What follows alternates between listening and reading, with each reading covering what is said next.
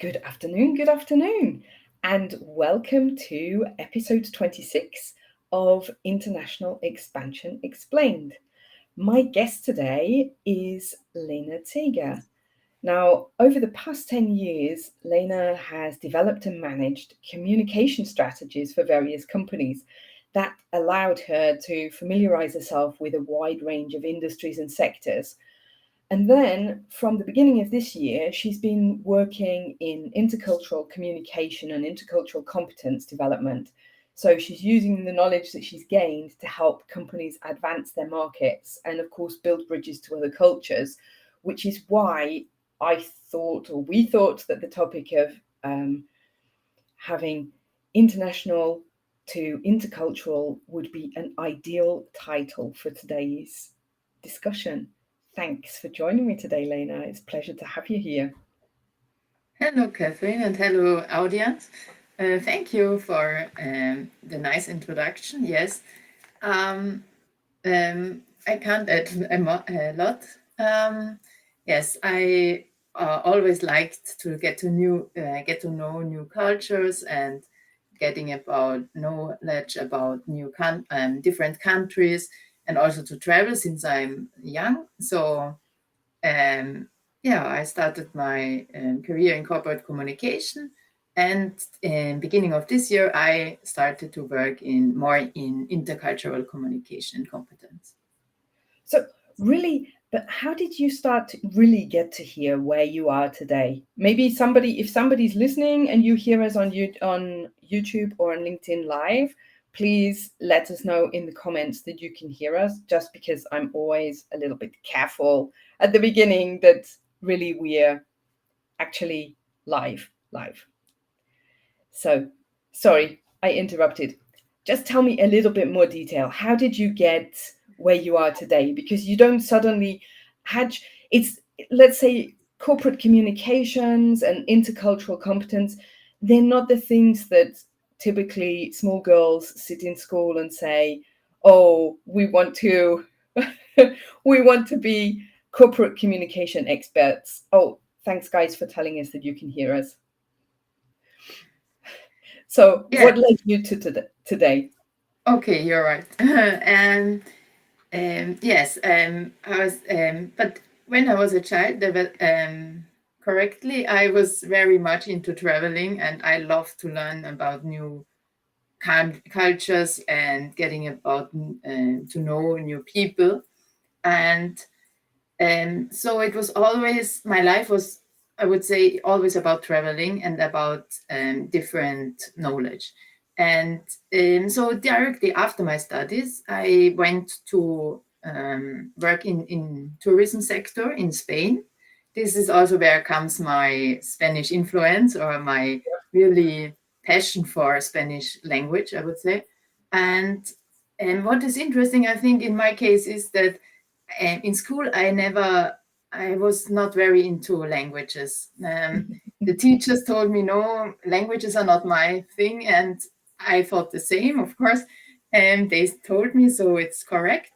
And then when I went back from Spain, from the tourism sector, I was working as um, travel assistant, more or less.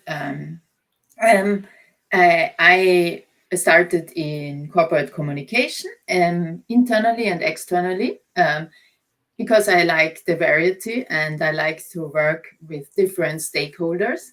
So I needed to gather the information from internal experts, getting them outside, and to translate, so to say, them to different stakeholders and target groups. So, for example, for press releases, for media, for newsletters, for brochures, for reports, for everything which is Yep. printed or with kind of media. And my and my boss also let me work for internal communication, because it was a very small field in this um, years. But I like this a lot, because you can motivate a lot the employees to gain more out of your product.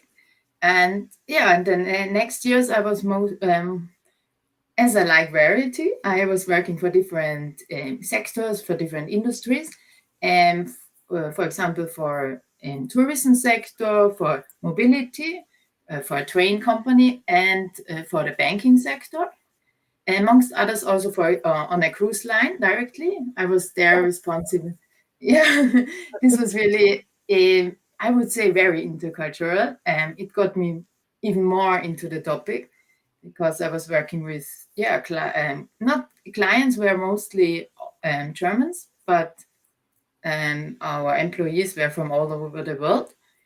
And yeah, there I got more, and always with every step, I think I got deeper into intercultural communication, because for me, it's not only about nationalities, it's especially also about different views, I would say, views like culture, like if I see as a bit a view, because the person has, yeah, it's very easy adapted, but they have glasses on, of course, because from their experience and from their knowledge, but also from their feelings.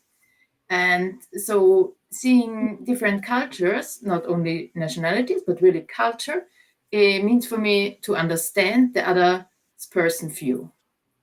Yeah. Yeah. And I think that that is one of the main things about communication, isn't it? That we have to communicate so that the other person and the other consumers in another place can really understand the message that we're trying to Mhm. transport for them. Exactly.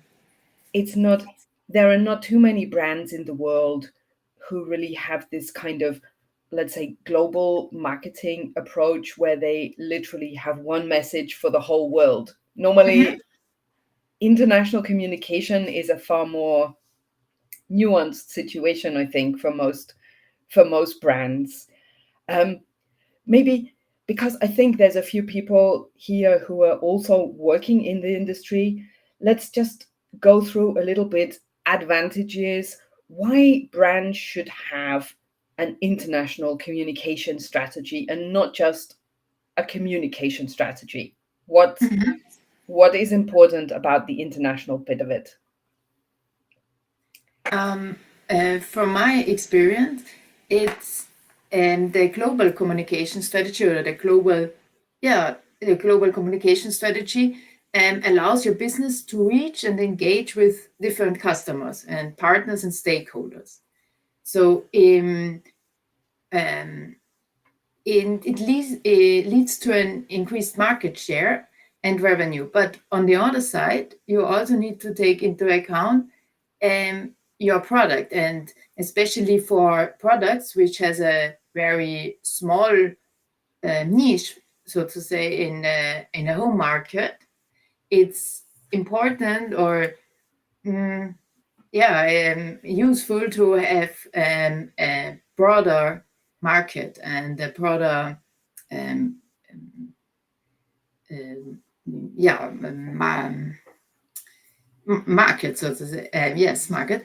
And also nowadays, what I think is really interesting for me is the group of employees, because you need to gain more employees. And if your product or your company doesn't focus on a wider range on countries or on cultures, not only different countries, so nationalities again, but also country cultures within your country, um, I think you lose a lot of employees which could work for your company. Yeah. And It's definitely um, restricting, isn't it? yeah. If you don't offer that wide range of opportunity to communicate in a more varied way, then you can't speak to different target groups within communities. Mhm. Yes, exactly. So on one hand, you need to take into account the brand consistency, that you have also always, of course, one brand strategy. But on the other side, you also focus part of your communication on the local market or the local culture. Or for example, if you have a product which for which you need a lot of in German it's called Lehrlinge, so Apprentices, trains. apprentices or trainees. Yeah. Yes, thank you, trainees. Then you need to focus on a younger group, and also the same, of course, with the product, that you need to take into account who are your customers, but also is your target group. And here I think customers and target group are is a bit different, because the target group is the person who buys the product, but the customer is the person who I'm not so sure if the word in English is the correct one, but the person who eats, for example, the thing, or it doesn't need to be the same, because some children, for example, often are customers, but the target group are the parents. And yeah, so some products need to really combine different cultures and approaches. Yeah, I mean that was a big topic for us when I was working at HIP, of course, because I mean baby food is always bought by somebody who is not the, well, not always, but almost always bought by somebody who is not the person who's going to be eating it. So you have that thing of you have to convince through the brand rather than, and you have to convince through the arguments of the product and the features and benefits of the product, rather than purely through the taste of the product, because it's not something that's really designed for the taste of adults, you know? Yes. Yes, exactly. And like you mentioned, there's also that thing of if your talent pool of employees is a very young talent pool, and you have a very young product like that's targeted at a younger group, or you have a product which is targeted at a very specific sector of the population, then you also have to make sure that your marketing is appropriately targeted for those. Yes. For example, which media you use, or if you take which media, but not only this one, also when do you use it? How do people use it? Do they just scroll through, or do they really read about, or depends on the product, if it's a really specific machine, or also for end consumers, if it's a really specific tool, for example, they use at home, or a PC, a computer, or a car, then they will take more research, and also the media you use, and the form of media. So the text, for example, needs to be fitted to the yeah. Sometimes Spanish words come to my mind, and no worries. There's no need to be nervous. I think everybody on LinkedIn understands what it is like to work in a foreign language and to sit there and suddenly only have the words in your brain in the other language. This is exactly. we've all experienced this. Let's move on a little bit to the aspects that a company should be considering with their international communication strategy. I think that this is something that companies can maybe use like as a checklist to help them to see if they've got the right elements included. Yes, great.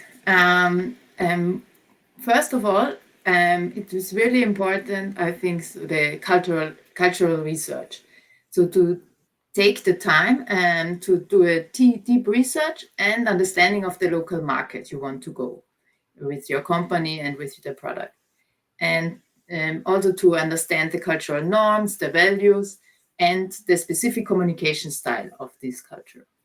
And for example, you can adapt the internal communication for the company, or this part of the company who needs to address this market, but also to change the advertisements and the channels and media to this market audience.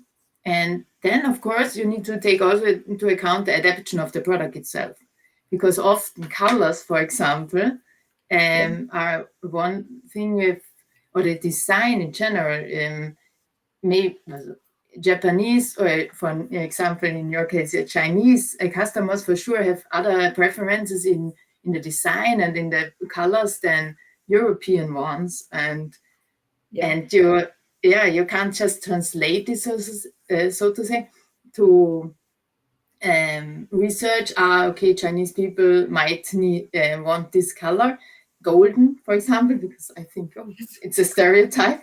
Yeah, the stereotypical gold and red, everything gold and red. But then it's maybe you're failing because just because of the design, it would be a great product, but they don't like the design. So this one, to never forget the product itself. Also, the size is important. Tall people need other beds, for example, than smaller ones, or the blanket. Not only that, but for example, when I was selling skincare products, I had a standard skincare product which was designed originally for the European market. It was designed for the German market. So the bottle sizes were like 200. For some articles, they were 200 milliliters. For other articles like shower gel, they were more like 400 milliliters. And at the time, my Israeli customer said to me, no, it's impossible to introduce those in our market. The packaging is too big, too small. Sorry, the packaging is too small. And they said, often in Israel, families, especially in the Orthodox community, they have maybe 9, 10, 11 children. So they buy these kind of products in a 1 liter quantity. And I was looking at the shelves, and it almost, for Western European eyes, the product almost looked like the type of packaging you see for washing liquid. This kind of sizing, like really, really big bottles. And about a month later, I was visiting our clients in Vietnam, and they said to me, no, this package is too big. It's impossible to sell, it's too big. And they wanted they said, oh, you only need a few drops at one time. So people don't want to spend so much money. Like, it's a cash flow question for families. People don't want to spend so much money at one time. So it can be really hard for customers or it can be really hard for producers to actually read the minimum quantities. If you're just launching a product and you've got 3 markets or you've got 5 markets, and one market says it's too big, the next market says it's too small, and the third one, it's like Goldilocks and the 3 bears. This children's story of Goldilocks is like, it's too hot, it's too cold, it's too much. So it can be quite hard to get that right. So yeah. Okay, I have a question. How should we do our cultural research? Can we give some specific examples? And because I am a consultant and have been for quite a while, I'm quite happy to say it depends. So I would say it depends a little bit on the market, because there are some markets like Japan or China, or maybe markets like Turkey, which are quite easy to find information on because there's a lot of information out there. But for other markets, it can get more complicated, right? If you're looking to, say, you want to do cultural research on Montenegro, it can be more difficult to find information for sure. But I don't want to take it away from Lena. Where do you or which kinds of data would you be thinking about looking for? Yeah, that's a really interesting question. I think you can start with with the broader research, so to say, how you said, Catherine. But in the end, I think you need to take experts with you. Uh, Ideally, they speak the language from the country, and then they can, if maybe you're lucky and have already somebody there in the country, or you um, get to find a specific expert on this topic there in the country, or you can send somebody there for several weeks to do the research or to find out about um, the product the product needs of the population there. Or you can also work with a market institute, for example, to take the research for you. But I think there are a bit some disadvantages that people, if they are asked, they often respond differently than they really would act. Yeah. Yeah. So, and I would take into account um, the other producers and to take a look on the concurrence. Yeah, I think that having a look at the competition, who's on the market, just going there yourself, even if you can only go for 2, 3 days, you can really learn a lot about how the market is working and how people's attitudes are. And sometimes, but not always, if you are looking to enter a smaller market where there's not so much specific information, you can, for the first layer of cultural research, you can maybe look to the neighbors to see what happens in the region. I mean, this is not always the right way to go about it. Like, if you look at the Middle East, it's not always a good idea to look to all of the neighbors to say this one is like that one. There will always be differences. But for example, you can sometimes at least get an inference about which kind of products might be interesting and how some of the markets might tick. For example, ex Yugoslavia, you can get some inference from markets around a little bit. It's not the full picture, but it's like when you're peeling an onion, it's the first layer of skin, I think. Yes, exactly. And you can also start with another country, for example, which is closer to your culture or the culture of the home market. For example, I just thought about a company from Spain, for example, could start with France and then going to Germany. And if they want, for example, to enter Austria, I just thought maybe they better start with Germany because they are a bit more in line, I would say, and then going to Austria if they think Austria is a different country. Or in Montenegro, maybe you can start with other countries close there. And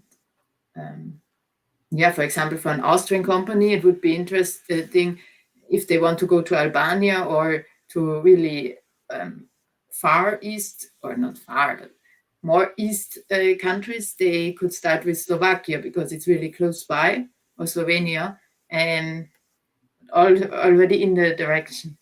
Yeah. Yeah. I think there are several ways to approach the question. And what I understood kind of as maybe subtext from Yusuf, but you can tell us if we are right or not, is that you can't always find all of the data online. So some data you can find, some data you can't. Um, some countries also have very strong systems of trade commissioners who have a lot of information and can offer you a lot of support and be really helpful. But not every market, not every country is able to have that kind of a support system. So it just depends a little bit on which markets you're targeting, and which market you're also coming from. Mm-hmm. I exactly, would yes. say. I hope that that answered the question for you. I also really liked your idea to go directly to the market. From my point of view, this is always the, also, I mean, in visiting and getting to know about the culture and the feelings to say. Yes, when I'm traveling, I always love to go to the market, because on the market you can directly feel a lot about the culture in the country. Yes, it depends again. Yeah, very true. Very true. So we spoke a little bit about doing cultural research. We spoke a little bit about adapting the product itself Mhm. for the communication strategy. Um, I mean, also, I think we've got aspects like localization, media preferences that you also Yes. already touched upon. I mean, I would say that one of the most difficult things can be the legal questions because they're sometimes quite tricky. I don't Mhm. know how if you've had some experience of that being a problem, but I've seen a few cases Yes. where I think everyone touched this part. Or nowadays, of course, with cookies, every web page in every country has own. Or yeah, in Europe, okay, we have the EU, but have different regulations or not no regulations about the cookies and the privacy of the people. But short back to the localization of content, because I think this is important here to make a difference between translation and localization. Because yes, often I also see websites, for example, who are translated um, by apps or by online tools. the famous Mr. Google. Yeah, exactly. Yes, and how nowadays also ChatGPT helps us a lot, but I think they need to work on localization a bit more, because it not only ends with, for example, an advertisement which is translated, but it also needs to be translated into another culture. For example, I recently saw VW advertisement, one for Spain and one for the British market, and Mhm. already in their kind of in the humor, they are really different. And I think you can only feel it when you are, yeah, you know a bit about this country. That, for example, in this Spanish advertisement, it was about parking a car, and that the Spanish people are not so much into parking the car, but it's a stereotype. But in this advertisement, it was about this, and I think the fun of this advertisement, because advertisements always play a bit about fun, is just if you had this feeling already once, and being there and having problems with parking your car, and the British advertisement was more about the emotion of giving away this car. It was about an old lady, which is also a bit a stereotype in Great Britain, and that she gave away her car and was very sad. And I thought this comparison of the two advertisement was very, interesting and fun for me to say. Yeah, I think that this way of how can you keep the core message consistent, but still transport a local message that everybody can understand and everybody can relate to is really Mhm. important. It's really a key topic. And to touch the feeling of this Yeah, culture. yeah, Yes. yeah. Mhm. This question of how to touch the emotions or how to grasp the spirit, if you like, of one market versus the next market, that's something that I think it's quite difficult for companies to achieve in their international communication strategy, even when they in the even when they have very professional teams, it's Mhm. easy to know what are the building blocks that you need to have, but it's quite difficult to actually achieve that in all Mhm. of the markets. Yes, especially if you have a variety of markets, you tend to use one content again for another country or for another culture. Yeah, Because how I said already, I think also in cultures like adult culture, for example, if a product have different is a bit different for the culture of children, or for is a product for children and for adults, and there are different niche, so to say, and um, yeah, and so you, or for young adults, for example, you need to touch them differently. yeah, definitely. If we're looking for something to sell something to my young niece and nephew, then you have to certainly engage their attention in a completely different way to Mhm.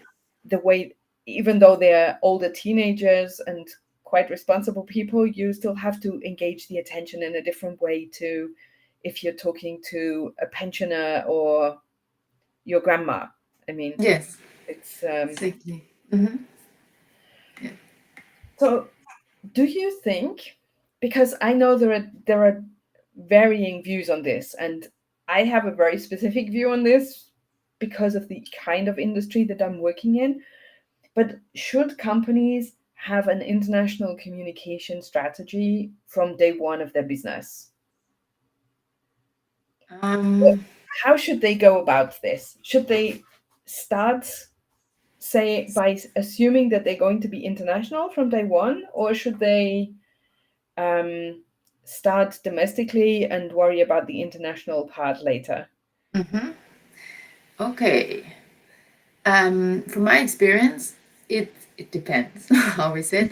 Um, yeah, it depends really a lot about the product and about the home market. Because if, for example, a medical product or medical machine, or in total a very specific machine, which is only for a very tiny market, maybe you won't have enough customers in your country, or in your culture, to that the production makes sense or is worth. So I would focus on the product, which kind of product, how big is your home market or your market who you address already, and is it worth to stay just on your market for the first years, if it's possible, if you have gained enough income from that, or um, then I would stay better in the home market and um, expand later on. So when you have your expertise, but if the product is very small, or the market is a niche, then I think it makes sense to have a global strategy from the first day. And yeah, and also to stay flexible, to adapt, and on when the company grows, you can adapt to different markets. This is also very important, I think. What do you think? So. Yeah, I'm also of the opinion that you have to think about your starting point, because Hmm. if you, let's say, if you are, for example, a food company, which I'm working with a lot of food companies. So if you're a food company, then probably you want to start with your home market because you know the food regulations. Um, and you have a market usually at home if you're a food Hmm. product. There's only some very specific cases where maybe you don't have a market in your own country. Um, But like you say, if you're a very specific niche product and there's no major market within your home jurisdiction, you might need to start from day one to think about exporting and therefore to have an international communication strategy to support those exporting activities, Yeah. and to go on from it. I mean, I suppose the next question would be, if companies are going to build an international communication strategy, what are the steps to take, and which things do they need to consider? Because I think that this is something that often, I think a lot of companies, when they start locally, they things just grow. They Mm-hmm. start to do something and they realize that everybody in their hometown looks on one Facebook group page, so they have some information there. And then they realize that everybody reads, or their target group reads, a certain newspaper, so they're having some advertising in their online version of that newspaper or something like that. And it's quite an organic process, which isn't always supported by what I would call a communication strategy.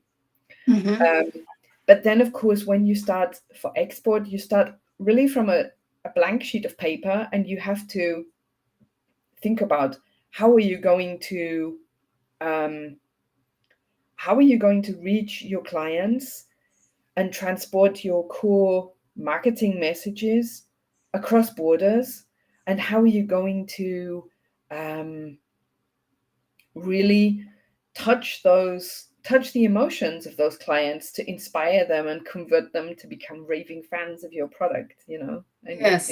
Uh-huh. it's not such an easy task. Uh-huh. So Yeah, I know I you think it. Mhm. have some thoughts on the building blocks about how to build a communication strategy. Yes, I think you need to take into, or have in the background, so to say, your um, um, company strategy or your Yeah. message, so to say, also with your vision and mission, and from that on, you can develop a global brand strategy, and also where it also fits in which country, how we spoke before, which country first, and maybe not the most exotic and difficult country at first, but doing it step by step. And um, and from this global and company brand image, you can adapt your local markets and adapt for the different cultures.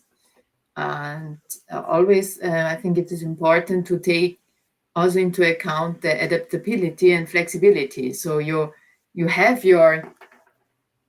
um, your strategy and your strength, but you have also the adaptability and flexibility to um, react on markets and on development. And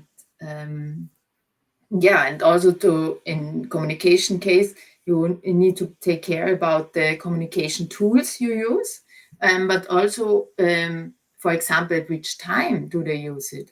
And yeah, just an easy example is Spain, because we talked about already.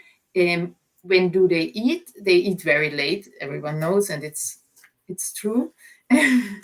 And um, but at 11 or 12, for example, when Spanish people eat, you don't need um, um, to have advertisements in TV in the German market, because they're sleeping or doing already other things. But in Spain, it would be maybe a good point for after dinner. I mean, the life in general is a bit later, so you can easily also have advertisements on social media later on in the night than maybe in Germany. Or also, where do they use it? Do they go normally in um, um, to work by car or by train? Because it depends what media they can use. Do they use radio or use their phone? Do they go normally a long way at work or not? And So think the use of media and which content at which time is very interesting, and also very important to take into account. Otherwise, it doesn't work. Yeah, I think it's really a key point to think how your brand image can be translated into another culture whilst you still keep the values that you have, but you have to find a way that makes it an appealing brand, um, for which makes an appealing brand for the clients there. I mean, I know in the past I did an exercise. Um, I did an exercise with a group of students in the past where they were looking at the websites of different brands, and they looked at, for example, the websites that those brands had in like Scandinavia, which tended to be very factual. They were quite cool, lots of pastel colors. And when you looked at the websites that were for Italy or Spain, there was a lot more activity, there were brighter colors, they were more emotional in the way that they used the Hmm. local wording, you know. And when you looked at the website for, I'm going to say Taiwan, for example, then you had all kinds of, like, lots of banners, lots of pop-ups. Everything was very busy. It wasn't this very kind of Scandinavian cool minimalist lines, no pop-ups, no and so these Hmm. websites, they really reflected the local, let's say, appreciation of products and how people want to experience the internet and to their buying Hmm. journey. Hmm. So Yes, and this is also interesting because it doesn't stop at the website, but it's also in the product, the packaging. The colors are important, and also what I just thought is interesting, the direct communication. So, for example, in a product presentation, or in a communication with the client, the for example, the presentation slides or the brochures are also need to be designed differently depending on the market. yeah, Um, yeah, and here's also again important the translation versus the localization, that you don't just take the content and put it in a new format and folder, but you really think about how is it written. Also what I often think about, I don't have so much with Arabic languages, but they read from the other side. So all your brochure need to be read differently. And I would take a good research if it's really the most practical way, the old European form, the formula or the brochure, or they prefer a completely other format. And in many countries nowadays, a brochure doesn't work anyway anymore. It's no, everything online. Yes. everything online. But even so, you still have to consider, like you said, if you're doing something online, you still have to consider that a Western European language is read from left to right, and a Middle Eastern language is read from right to left. Um, if you are working in different alphabets or even just within the European space, I mean, if you're preparing product labels, for example, yeah, um, German takes a lot of space on the label because it has a lot of really long words compared to English. Um, Chinese can be really um, Chinese can be really compact in the way it looks because you have just one character for some words and it's the whole word. Mhm. Um, but yeah, okay, we have a comment that IKEA got into trouble some years ago for removing women from the photos in their catalogue for Saudi. and they thought that they were adjusting to local culture by taking out women.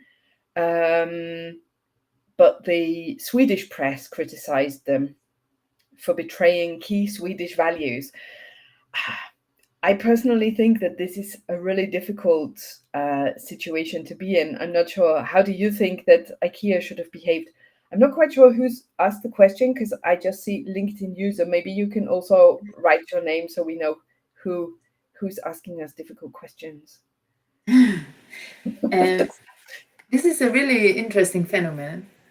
I think to avoid something like this, in case of the company, I would just get off all the people. Don't just avoid women. I would just get The off. guilty party. Oh, hello, Peter. And so, yes, I would avoid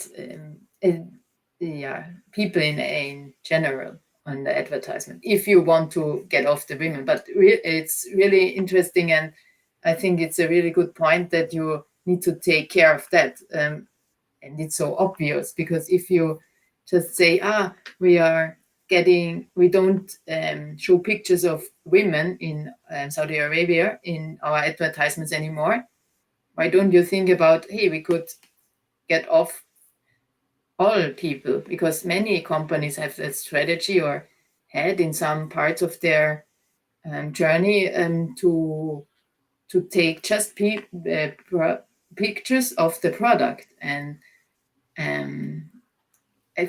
normally it changes from time to time. In some years, the strategy is just the product, no people, and some years later, it's we need more people on our pictures. So in this case, IKEA could have gotten off the people in general, or I think they could have also they could have looked at it really clearly in advance with if they were working with an international advertising agency for this, they could have discussed this with them in advance, because if they had an agency who was specialized on the Middle East, they could have started internally this discussion around local values or global values. Because I think on the one hand, it's great that you have your global values and you want to promote those. On the other hand, you can't push them to the extreme degree in a country if they don't accept them at all.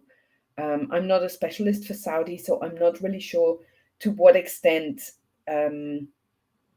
pictures of people would have been accepted. Or how other brands, but I think I would probably go back to Lena's suggestion from before and look how the competition is solving such questions, and try to avoid the topic coming up at all.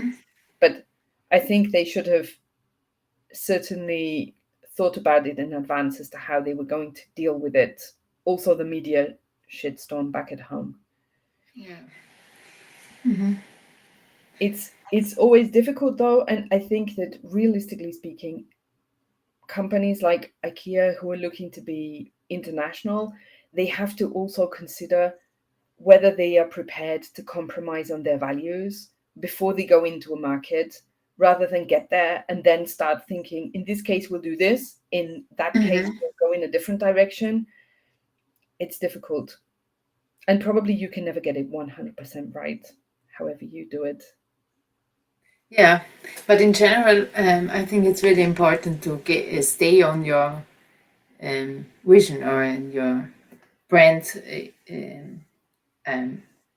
brand identity. Yeah. So because otherwise it could be that for example, this shitstorm or a bad image on one local market could disturb your brand image. And the other way around, your good brand image can strengthen or support the local market images. Yeah. And of course, you don't want to have legal issues in any market. Mm-hmm. It's not the way to go.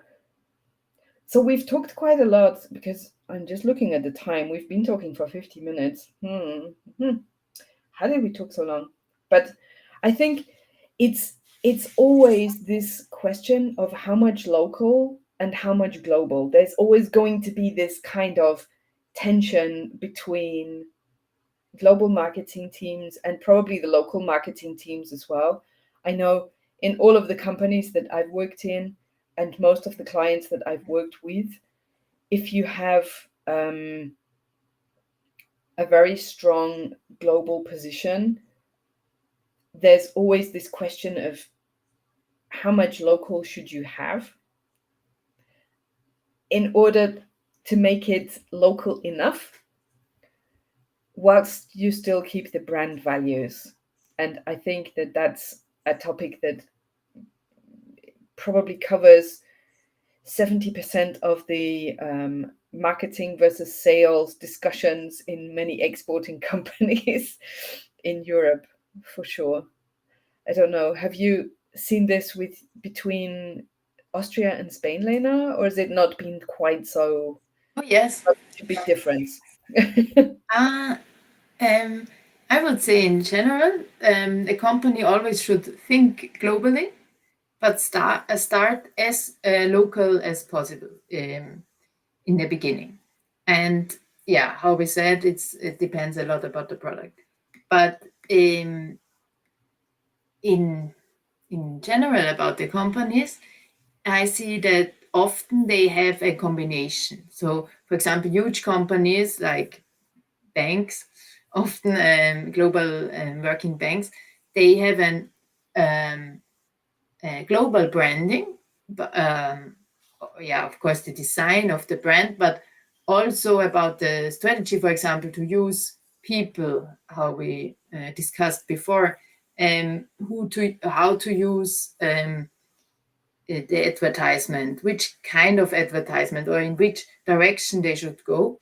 And on the other side, they adapt on the local market. So, for example, in this case, Austria, and also the product there, because sometimes a huge company has some products they have there in their home market, and other products or part of other products they have just in the local market. For example, working for a bank, a Spanish bank in Austria, we had the global strategy from the headquarters in Spain, but the local advertisement we didn't have so much. But the measures, the communication measures we had in Austria, they were produced, from ourselves, from our department, because one thing is, okay, of course we could write perfectly for the Austrian market, and also our product was very specific and was just a tiny part from the Spanish company. So yeah, it really needed the specification. Yeah. And also, I mean, like you mentioned earlier, it's also a different legal framework that you're working in. So, and especially banks, the regulation around communication Mm-hmm. is often quite strict. So, I mean, it's also HSBC who are famous for having think global, act local as their bank strapline. I think on almost every air bridge across many parts of the world. When you exit your aeroplane, you have all of the HSBC think global, act local type advertising in there. And yes, I agree. Global strategy with local interpretation is certainly a better way to go about it than to try to have a one size fits all kind of solution. That only works maybe if you're Apple or yeah. I don't know I if think anybody. even I need to take some research about. I'm now curious. I think even they have the advertisements differently. Yeah. I would guess. But I think it's also that different cultures react differently to different kinds of inputs. I mean, Mm-hmm. I know that certain, of course, China is an example that I often bring simply because I know a lot of case study examples there. But like some markets are more, let's say, some markets are more conservative in the way that they view communication strategies. So you can't do as many, let's say, if you make a play on words or if you have certain actions that could be seen to be have some kind of sexual innuendo behind them, Mm-hmm. probably, or maybe you can get away with them in some European markets if they're done cleverly. But for example, for the US or for China, I think that that's usually quite a no-go. The Nike, Mm-hmm. the Nike advertisement that they have at the moment, where there's a Chinese girl licking a table tennis bat. Oh. This has, let's say, gone down a storm in China. It's, yeah, because normally you wouldn't I mean, you wouldn't normally lick a table tennis bat. It's not like kissing something. It's more, yeah, it's a step further. And so there's, let's say, it's a global ad that Nike has released, but it's not been well received everywhere that it's broadcast. Mm-hmm. So yeah. Yeah, also an interesting example. We were talking some days ago about the was it the spaghetti with the or the pizza? No, it was the Pizza, pizza with with the the chopsticks. sticks. Yes. All Yes. right. The company often thinks, or also the marketing agency, often they have a marketing agency. They think it's funny, but in the market, it's not seen the same way. Yeah. I mean, this was also seen as being very, very disrespectful of Chinese culture. But they paid for it with a lot of market share and a loss of turnover, I think. So it's it's one of those topics that you can't talk about international communication without looking at the cultural values that go behind it, because like the example that Peter brought for us, um, IKEA, well known as being a Swedish brand and having a very clear marketing strategy, but in Saudi they adjusted for whatever reasons, whether that was before or after pressure, I don't know. But it didn't work out for them, and that's, you know it's a tough point to call, because I think that, like you said when we discussed before, interculturality also begins directly as soon as you leave your house, right? It's not only an international culture, it's a regional culture. It could be your village culture, your company culture, your family culture. And so communication really has to be adapted to fit whoever is the listener, if you really want to get the message across. Yes, exactly. Austria is a good example of that, I think.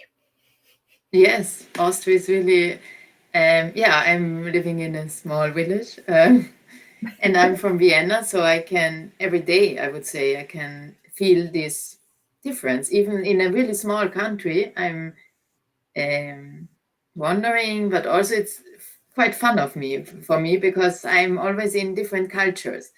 It starts by calling a person per du or sie, which is sie is the polite form and you is the which in Vienna you use it for everyone. Also for your family you use you, and for the for people from, for example, in the supermarket you use sie. So the polite form, and here in the village they use on the countryside, they use for everyone do. Also for the doctor, for example, where in Vienna never would call your doctor per you. They wouldn't talk with you anymore. You could go home. This is, for example, very interesting for me. And also people in Tyrol, for example, often tell me that Viennese people are so strict and very rude and not polite and or polite, yes, but unfriendly in some ways. yes, exactly. Thank you. Unfriendly. This is difference. Yes, unfriendly and it's the whole of Austria, apart from Vienna, who says this about Vienna. Come on, this is. And we write it also in the books which are written about Vienna, in the traveling guides. It's written.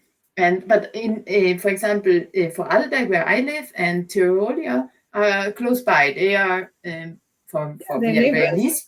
Yeah, exactly. They're neighbors, and for Viennese people, they are the same. Yeah, for Alberg, Tyrolia.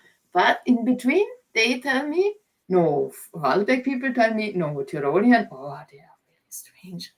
Not good people, so to say. And Tyrolean also say, no, the Vorarlberg people, oh. It is interesting. Yeah. There is also a difference, or they think there's a difference. Yeah, some differences are just the imaginary ones, and some of them are the ones that years of being separated by a large mountain have done for exactly, yes. Yes. And it won't go.